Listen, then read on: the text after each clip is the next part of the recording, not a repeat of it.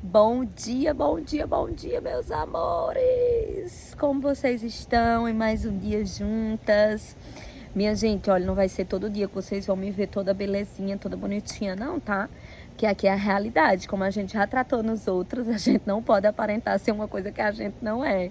Enfim, a minha vida é uma correria, né? Como vocês sabem, eu acredito que quem me acompanha tanto no grupo das Mulheres Abençoadas como no Instagram sabe como é. Então não é nada glamourosa. Vai ter dia que eu vou conseguir me arrumar mais pra vocês, mas vai ter dia que eu vou ter que vir assim mesmo pra poder dar tempo. Porque é aquela coisa, quem quer arruma um jeito, quem não, uma desculpa. Mas vamos lá. Nós estamos no dia 8, né, do nosso devocional. E então vamos começar. Se as raízes estão bem, todo o resto está bem. Não se embriaguem com vinho que leva à libertinagem, mas deixem-se encher pelo Espírito. Efésios 5:18. Durante essa semana, destacamos a importância da raiz. Afinal, ela é a responsável por sustentar e nutrir a palavra como um todo. Talvez, ao passear por um parque ou ao contemplar uma bela árvore pela janela, você nunca tenha parado para pensar nas raízes, nem se dado conta de que a saúde daquela árvore se deve às raízes. E isso nos leva ao versículo de hoje. Mas o que embriaguez ou sobriedade tem a ver com o tema da semana? A resposta é muito simples. Trata-se de equilíbrio. É a raiz que equilibra a árvore. A embriaguez leva ao desequilíbrio, e todo desequilíbrio conduz à queda. Homens e mulheres de Deus têm caído do lugar de autoridade em que o Senhor os estabeleceu porque lhes falta equilíbrio. Eu não sei se você conhece, mas eu conheço pessoas que Deus colocou em lugares de honra, em lugares, assim como a Bíblia também está cheio de histórias de homens e mulheres, principalmente homens, que foram colocados em lugares de honra e perdeu tudo porque se desviou do caminho certo. Se desviou do caminho dos frutos do Espírito e foram para o caminho que levava ao desequilíbrio, à destruição, à maldade. Então, da mesma forma que Deus te colocou em um lugar, em uma posição de autoridade e de honra, se você não caminhar segundo a direção de Deus, você vai cair. E da mesma forma que Deus dá, Deus também tira. E a embriaguez, mais uma vez, gera destruição.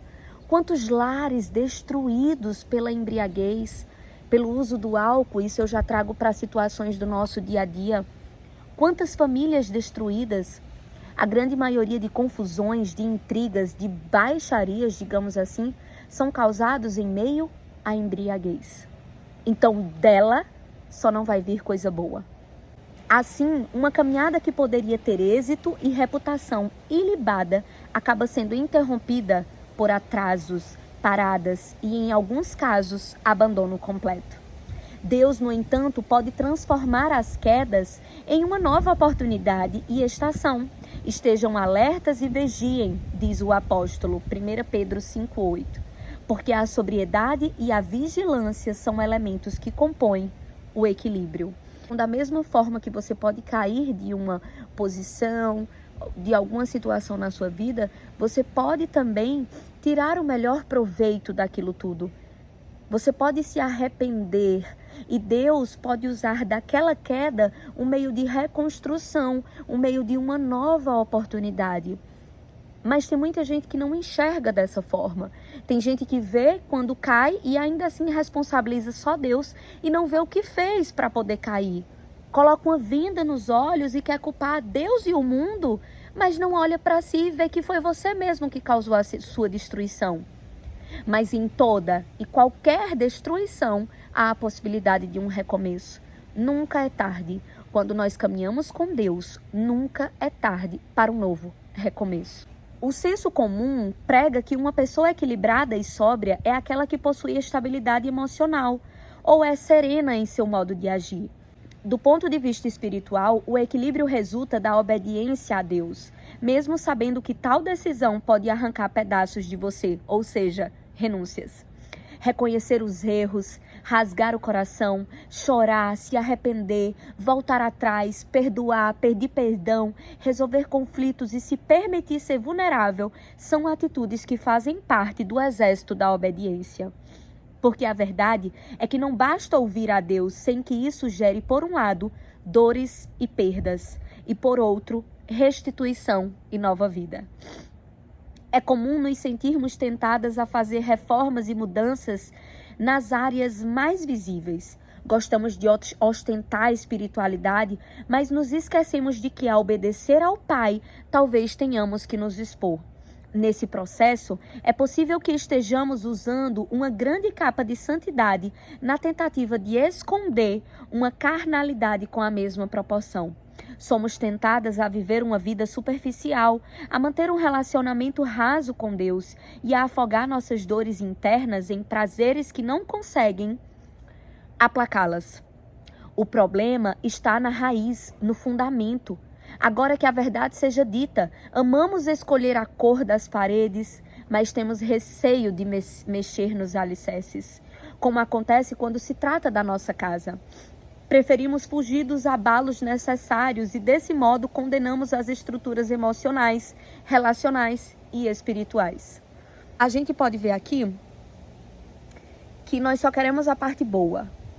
Nós só queremos as bênçãos, as recompensas, mas não são todos que estão dispostos a renunciar, a passar pelo processo que muitas vezes é doloroso, é angustiante. Vão haver perdas, vão haver sacrifícios, só que lá na frente tudo vai valer a pena. Então não adianta querer chegar só lá em cima, nas bênçãos e recompensas, e esquecer que tudo faz parte de um processo. Para a gente poder chegar, a gente tem que passar pelo caminho, pelo processo, seja pela ponte. Se chover, a gente tem que se molhar. Então que hoje nós estejamos dispostos a passar pelo processo com alegria, que é o principal, porque Deus quer que a gente encontre alegria no simples, na angústia, até mesmo na tristeza, que a alegria de Deus possa estar presente em todos os momentos, porque a gente tem que ter a consciência de que se a gente passar por um momento ruim, é para nos amadurecer, é para nos fazer crescer, e que Deus não nos abandona, Ele sempre está lá para nos amparar. Deus não somente nos acompanha, como Ele nos dirige, Ele nos dá direção, mas para isso a gente tem que pedir. Então que no dia de hoje a gente peça a direção de Deus, o acalento de Deus, o amparo de Deus, para que a gente suporte o processo, para que a gente seja transformado mais uma vez de dentro para fora. Amém? Que Deus abençoe o seu dia.